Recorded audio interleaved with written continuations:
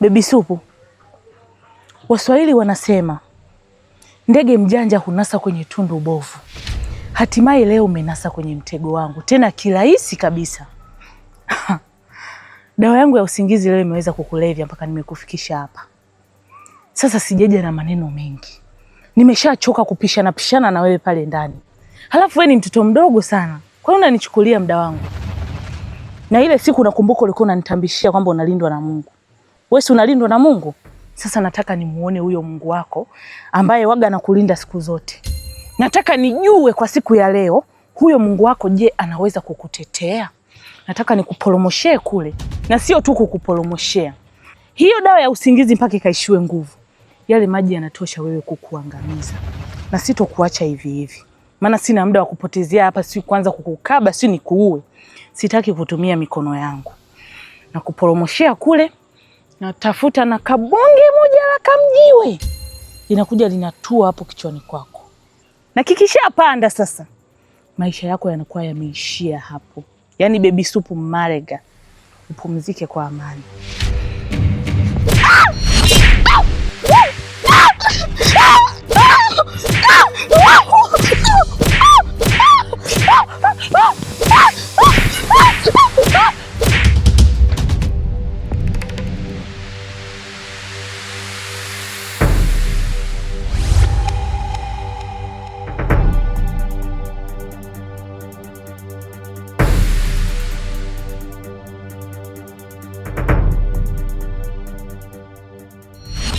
Mungu wangu, nichakike.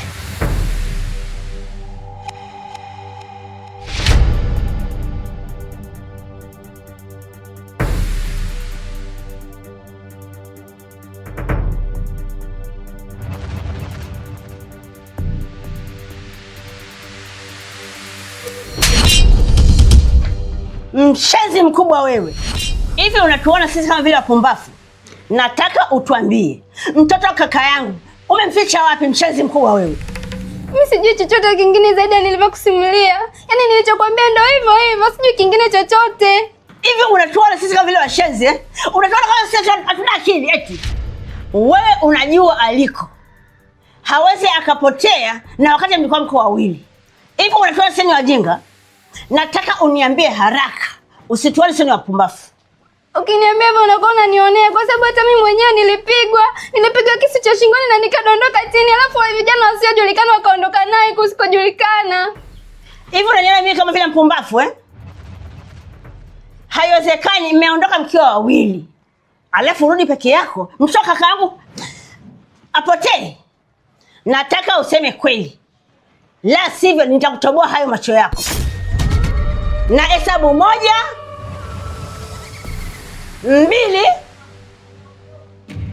3.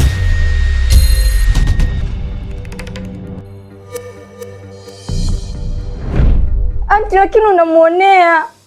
Alichokwambia ndicho cha kweli. Kwa sababu angekuwa ni mtu mbaya asingekuja kutoa taarifa. Hata polisi pia singeenda. Kaa kimya. Mlikuwa mnaongea naye? Hapana anti.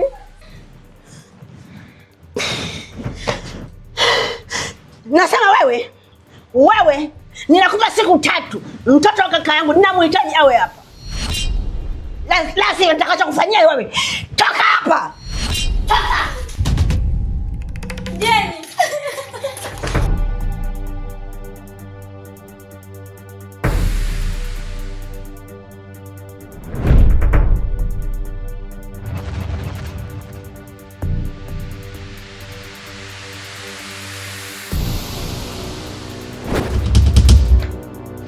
Shebu nisikilize kwanza basi na wewe. Niache Kipuli.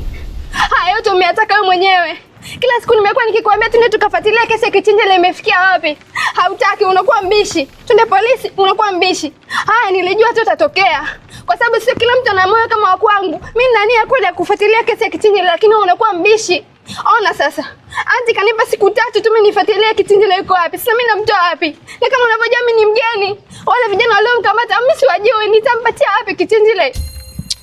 Yaani shemeji, tatizo lako wewe, yani si tatizo lako hilo, si utapona lini? Wewe unashindwa kunielewa mimi, si ndio? Wewe kwa nini unashindwa kunielewa? Alafu kila kitu wewe unapenda kunilaumu mimi. Ukae chini useme bwana shemeji, tukae chini tuyajenge, tufanye hivi ili tuweze kuepukana na hili swala. Wewe wala una wazo hilo, kazi yako wewe kunilaumu mimi. Wewe unataka mimi nifanye nini? Wewe unachotaka wewe nifanye nini? Mimi napambana mwanangu, nahangaika huko na huko ili nikusaidie wewe. Umeona? Ili kusudi nini ukae kwenye mazingira sawa. Sasa wewe mwenzangu, wewe unaacha kushirikiana na mimi, unaona tena mimi mbaya. Wewe unataka mimi nifanye nini jamani shemeji? Mbona kwa hivyo? Ndio hata huruma hata kidogo, mimi napambana kuhusu wewe. Kipuli, linawezaje kukaa sawa ile jambo? Wakati mimi nimepewa siku 3 nifuatilie. Nawezaje kukaa kimya mimi? Siwezi kutulia. Na kama unavyojua, Kichinjile kapotea alikuwa kwenye mikono yangu na mimi ndo najulikana na mimi ndo nitakayewajibika. Naona kama vile wewe huwezi kunisapoti. Basi hata nifuatilie mimi mwenyewe. Wewe cha kufanya nisikilize mimi. Mimi nitatoka hapa mguu wangu, nitaenda pale kwa shangazi. Mimi najua shangazi ni mfokaji na anafoka, mazingira ya kufoka yupo vizuri. Mimi nitafika pale nitaongea naye, kila kitu kitakaa sawa. Utakuja tena kukulaumu wewe kwa sababu mimi nikifika pale nitaongea naye, yeye mwenyewe atanielewa kwa sababu wewe sio mkosefu. Umeona? Wewe kumteka Kichinjile na ile kesi ingekuwa wewe ndio unahusika, tusingeenda polisi. Si umenielewa? Kwa mimi nitaenda kuongea naye, kila kitu kitakaa sawa na kila mpango unasimama kwenye haki yake. Unaongea nini na yule shangazi? Anakujua au mnajuana? Utamwambia nini ila kuelewe? Wewe tu pale hata miezi miwili hauna.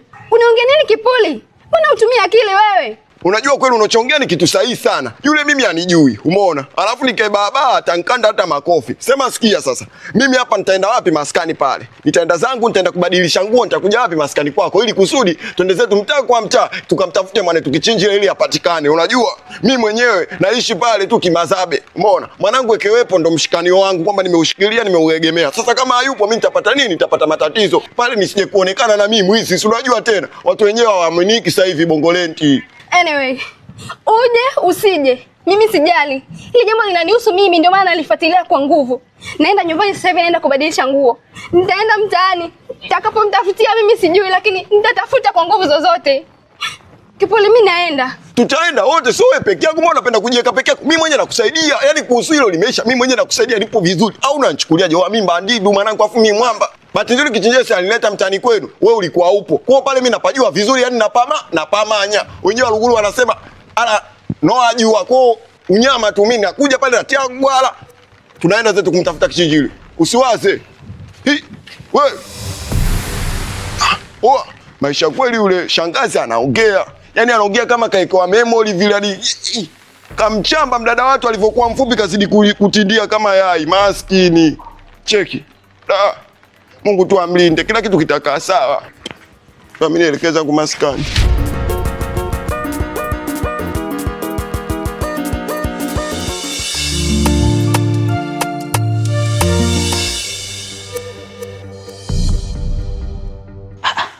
Wewe jana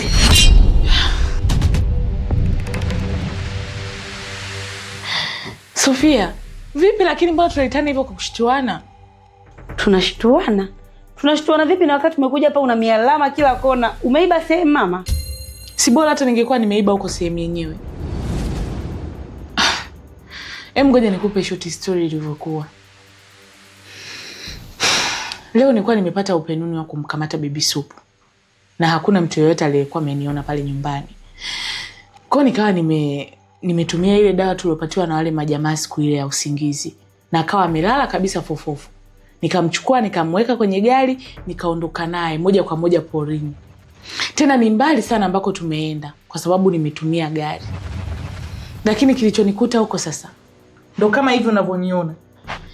Nimemfikisha kule Bibi Supu bado kalala. Nikamweka begani, nikafika kwenye korongo moja, nikamshusha. Nikaongea pale maneno kidogo.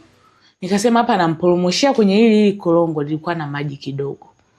Namporomoshia na jiwe kabisa la kichwa ili hata kama sijui yale maji yasipomuua lile jiwe limalize kazi. Lakini cha ajabu ile nataka tu kumsukuma bado hata sijamgusa. Nikaanza kula viboko. Nimepigwa Sofia kama ngoma na mtu ambaye hata simuoni. Yaani mtu ambaye nilikuwa nageuka sioni chochote ambacho kinaniadhibu. Nimepigwa sana. Yaani unashangaa hapa kwenye mikono. Na ukiona mgongoni sasa. Yaani viboko vingi vimetembea mgongoni. Wewe, hii mbona ni hatari sana? Unajua nini? Nimeamini kitu kimoja. Nimekumbuka yale maneno ya mganga kwa kuna kivuli kinanifuatilia. Hii kabisa ni 100%. Hiyo nafsi imefanya hii kazi. Maana haiwezekani eti mtu aje tu from nowhere aniadhibu bila mimi kumuona. Hicho ni kitu ambacho hakiwezekani. Na sielewi sasa tunafanya nini. Hapo hakuna mjadala. Ni lazima twende kwa mganga. Tukamwambie kilichotokea. Ni sawa, kwa mganga tunatakiwa kwenda. Lakini sitaki huyo mganga ambaye tunaendaga kila siku. Nataka mtaalamu mpya. Maana kila siku ule mganga tukienda, mada zake ni zile zile kwamba ni kivuli kinakufuatilia, ni nafsi iliyokufa, sijui haionekani kwa macho ya kawaida. Sasa kama akiwa anaongea tu hivyo, tutalitatuaje ile tatizo? Mimi nahitaji mganga ambaye ataninyoshea maelezo. Ni kivuli, tunafanya hivi na hivi, tunakiangamiza. Ndio kitu ambacho nahitaji. Kwa kama una mtaalamu ambaye unamwamini, naomba twende huko huko. Basi usijali. Mimi na rafiki yangu anadai ana mtaalamu wake. Kwa hiyo sasa nampigia simu, atupe namba za huyo mtaalamu, twende tukamalize hili tatizo. Sawa. Lakini kitu kingine ambacho kinani stress kidogo hapa.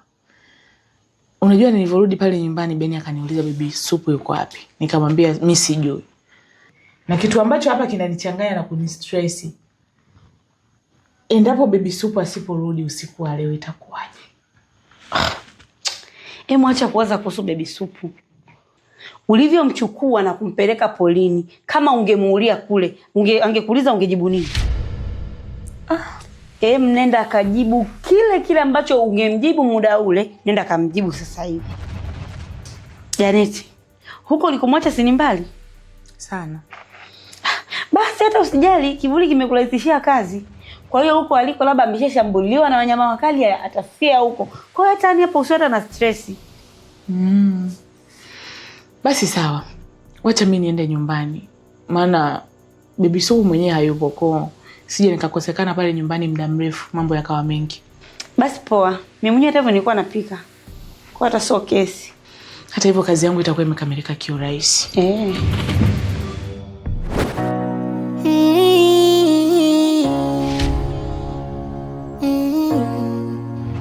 Kisa limetanda baba, wenda ndo vipimo, wenda ndo mafunzo, wenda ndo masomo ya kupambana. Najua linazama baba, basi nyosha fimbo, wasikie kishindo, wapunguze mwendo wakunianda. Wala kuna fadhali juzi wala jana, kwangu kuna fadhali bora wengine jamaa. Maana binadamu wanaiana, wananiwinda usiku mchana, peke yangu siwezi baba, nihurumie.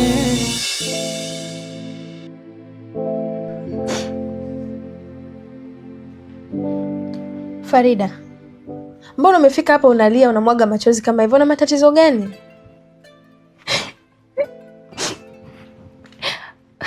Madam Leticia, yaani mimi najisikia mwenye hatia sana mimi, kwa sababu nimempigia anti kwa wema tu. Nimemwambia kuwa kaka amepotea, lakini anafika anaanza kumlaumu binti wa watu ambaye hata hana makosa. Na kibaya zaidi, amempa siku 3 kichinji lapatikane. Binti watu amelia. Binti watu amejitetea. Mimi mpaka sasa mimi moyo unaniuma. Kwa nini anti anafanya yote haya kwa mtu ambaye hana hatia? Mimi naumia Madam Leticia. Mungu wangu. Farida, naomba nisikilize vizuri, sawa? Hautakiwi kulia kama hivyo. Na usijilaumu kwa ulichokifanya. Kumbuka yule ni shangazi yako. Na ni mkubwa. Na watu wazima siku zote wanasema utu uzima dawa. Kwa hiyo anajua vitu vingi. Na hata kama analalamika kwa sababu yule ni mtoto wake. Ana haki ya kupaniki na kujisikia vibaya. Kwa hiyo wewe haupaswi kujisikia vibaya na kulia kama hivyo. Sawa? Ni sawa madam. lakini mimi nimemwambia tu kwa wema ili aje tushirikiane kumtafuta kaka. Kwa nini anafika anaanza kuwalaumu watu? Kwa nini? Farida, yeye hawezi kujua hilo na anafanya hivyo ili kusudi labda anahisi kuna kitu ambacho anaweza kupata kwa yule binti. Usilie kama hivyo. Unapopoteza muda wa kulia, unamfanya hata Janeti anapata muda wa kukuzi yake. Kwa sasa hivi unatakiwa kusimama imara ili kusudi uweze kufikia malengo ambayo tumekubaliana. Sasa utawezaje kumchunguza mtu kama unalialia kama hivyo? Amemsema basi wewe nyamaza. Achana nayo. Yule si ni shangazi yako na mama yako amesema yuko mbali. Kwa hiyo ni vizuri uempatia taarifa yeye kwa sababu sisi ni binadamu.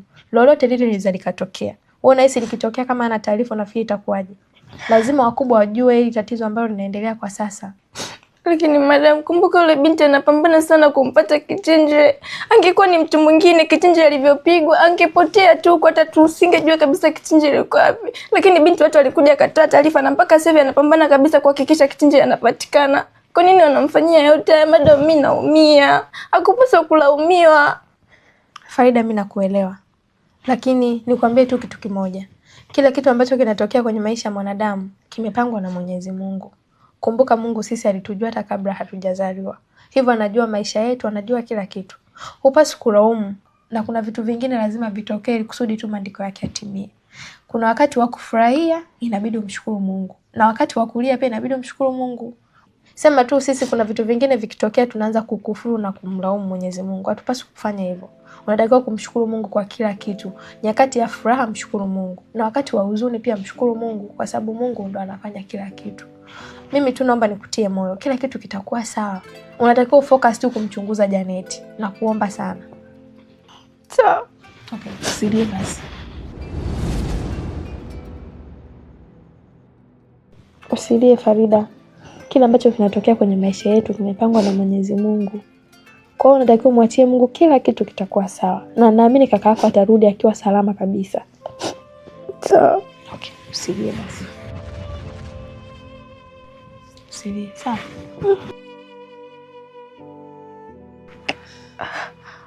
Basi mimi niko naomba niende nyumbani. Maana ukiangalia sasa hivi siko sawa, pia nikamwangalia mtoto. Okay, basi sawa, unaweza kaenda. Lakini unachotakiwa tu unatakiwa uwe makini na unatakiwa kuendelea kumfuatilia Janeti na sio kupoteza muda wa kwanza kulia, sawa? Sawa.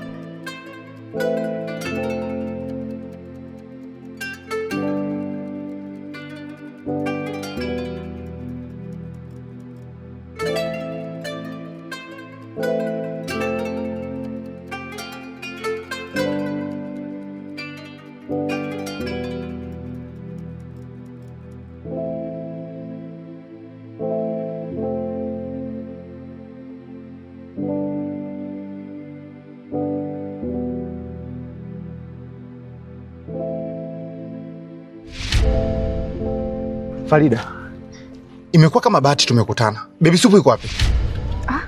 Baby Supu? Ndiyo, Baby Supu. Maana nimeamka nyumba nzima nimeangalia hakuna mtu yoyote. Na hata Baby Supu hayupo.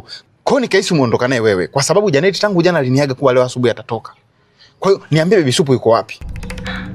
Hapana shemeji, mimi sijaondoka na Baby Supu. Afu kama unakumbuka nilikwambia kuwa leo nitaenda kule nyumbani. Kwa hiyo nilivyoamka pia Baby Supu alikuwa ameamka. Nimemwacha pale sebuleni alikuwa amekaa. Ina maana unataka kuniambia haukuondoka naye wewe? Mimi sijaondoka na Baby Supu shemeji. Hebu Farida, hebu acha utani wewe. Acha utani na mtoto wangu. Sitaki upumbavu na mtoto wangu. Nisikilize, ninamtaka mtoto wangu hapa. Si unanielewa? Hala. Kama Janeti hayupo basi mpigie simu, mwenda atakuwa ameondoka naye. Kweli.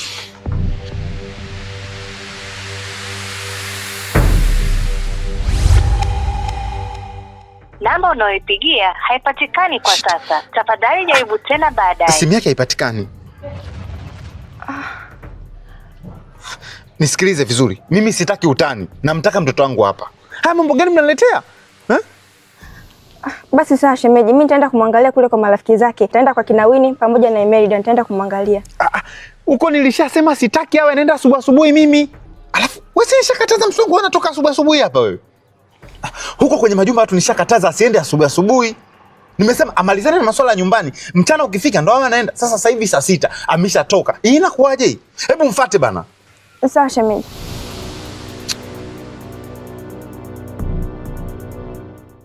Mambo mengine yanakuwa pumbavu tu. na mtoto wangu arudi.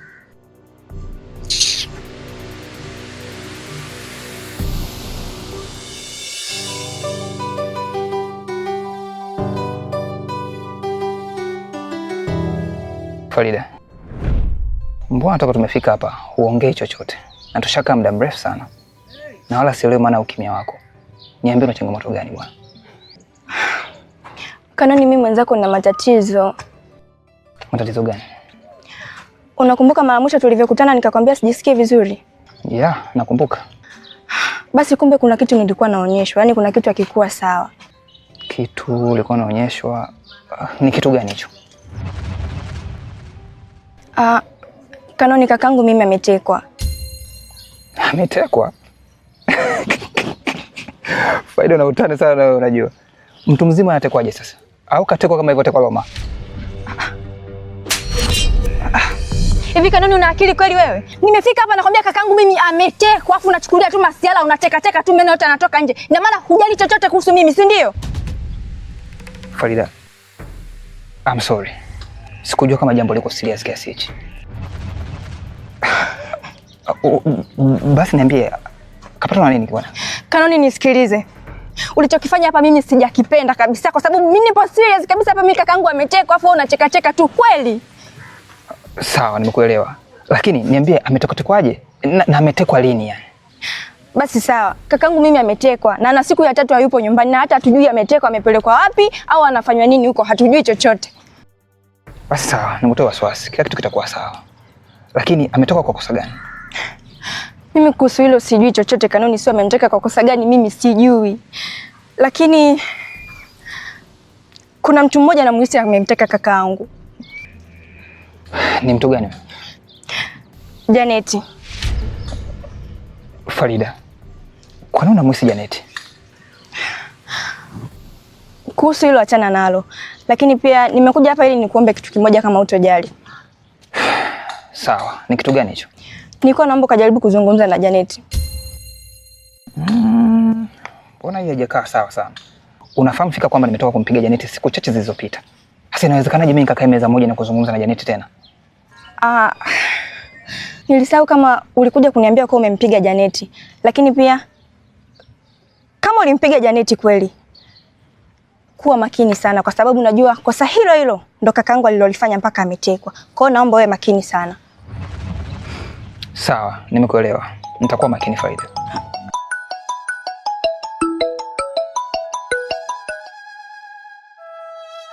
Halo? Aya, sawa, nakuja sasa hivi. Aya. Vipi, mbona simu ya ghafla?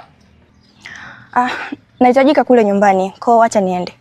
Okay, lakini naweza kukusindikiza? Sasa unisindikize wapi? Mimi siendi kule kwa shemeji, naenda kule nyumbani kwetu kabisa. Unaenda kufanya nini sasa huko? Farida, sawa, sio swala. Unaweza kaenda, lakini kumbuka kunitafuta basi ukishafika. Haya, baadaye. Okay.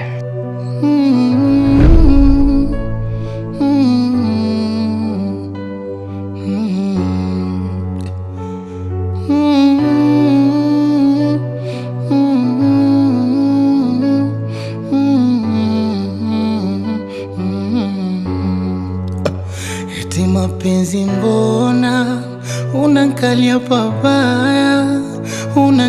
pabaya, unaniendesha. Yani mapenzi mbona unanikalia pabaya.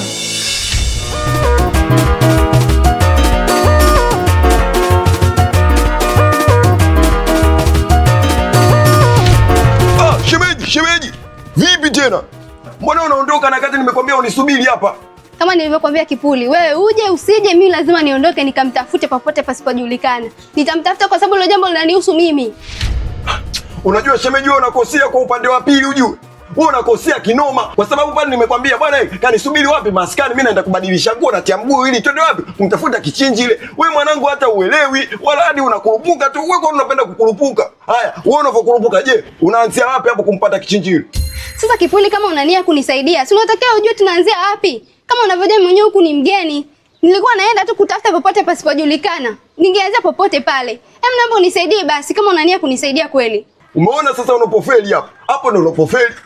Kumbe hujui unapoanzia wala pa kutokea. Alafu unatoka miguu yako hapo, unatoka wapi? Unaingia zako mtaani mwangu hujui unaenda kumpatia wapi. Sasa ndio maisha gani hayo? Ungenisubiria mimi mtoto wa kiume, kwa sababu mimi mtoto wa kiume najua harakati zote. Semaje wanawake mnakuwa gabishi sijui kwa nini yani. Afu mimi mwanangu kila kitu ujue naumia kwa sababu yako ujue. Mimi sijahusika kipindi Kichinjile anatekwa. Umeona? Alafu mwisho wa siku mimi nakuja kwako nikusaidia, afu wewe mwenyewe unanitupia mimi lawama. Yaani kama mimi ndio nimemteka Kichinjile. Wewe unakuaje hivyo? Sasa sikiliza. Mimi kwenye wazo wangu hapa tunaanzia wapi unajua? Tunaanzia Capricorn. Tukitoka Capricorn tunaingia wapi? Mafia Mobu Center pale. Na tukitoka Mafia Mobu tunaingia wapi? Ganalei. Wauni wangu hiyo kwa kina Milando, mwanangu Shabani, mwanangu Duli au Faida, wote tutawakuta pale. Tutawauliza, watatupa connection ya kumpata Kichinjile. Sijui umenielewa? Huko hakuna vibaka kweli wakatupiga wakatumiza wewe Kipuli? Kwa wao ni wapo na tena so wema. Yaani wema huo hawana. Yaani hawapo fair kinoma yani. Sema nini mimi nitaenda kuongea nao. Kwa sababu wewe ulivovaa hivyo mtu akikuona anajua afande. Kwa masela ujue na maafanda waendane. Ukikuona tu lazima akimbie. Kwa pale mimi nitaenda kutangulia mimi ujue. Walione mimi afu mimi nitaongea naye. Bwana mimi nimekuja na sister yangu tuna mchongo 1 2 3 basi watatuelewa. Sio umenielewa na wewe? Basi sawa Kipuli, nimekuelewa. Itabidi twende maana muda umezidi kwenda. Ila nashukuru sana Kipuli Master kwa kunisaidia. Wewe usijali wewe, mimi sio mtu mwema. Yaani mimi sio mtu mwema. Ganalei, umeona? Uko Capricorn iko na mbaya wananijua. Haya Mafia Mobu Center mwanangu nikijitokeza wananijua. Mimi mafia. Mimi sijichelewe kumfanya mtu bwanga kaliabuya. Mimi sipo sawa, akili yangu yenyewe haipo sawa shemeji. Mimi mwana harakati alafu ndo town kitambo. Tusiongee sana shemeji. Tuondoke tukaonyeshe umafia huko. Tunachelewa tuondoke.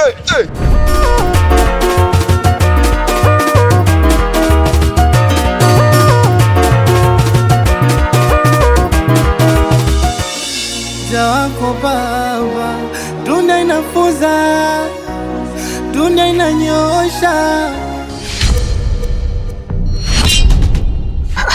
Hivi wewe mwanaume unanichukuliaje mimi?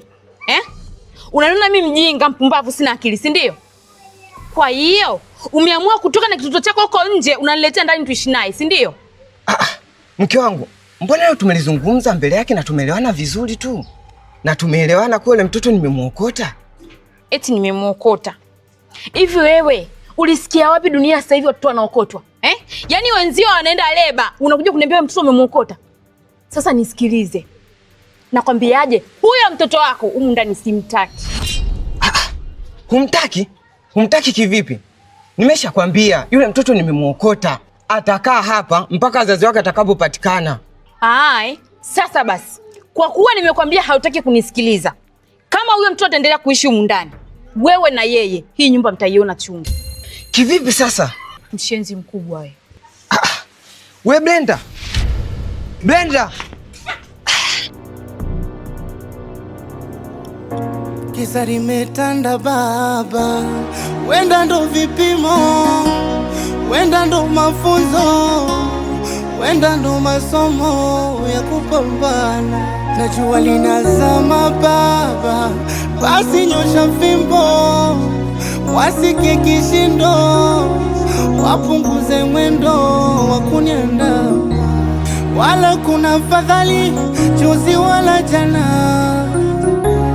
kwangu hakuna fadhali bora wengine jamaa. Mana binadamu wanaiana, wananiwinda usiku mchana, peke yangu siwezi baba, nihurumie, sina chingine baba. We ulisema iwe njia ikafunguliwa, pengine baba, kabla ya kwangu sijesa.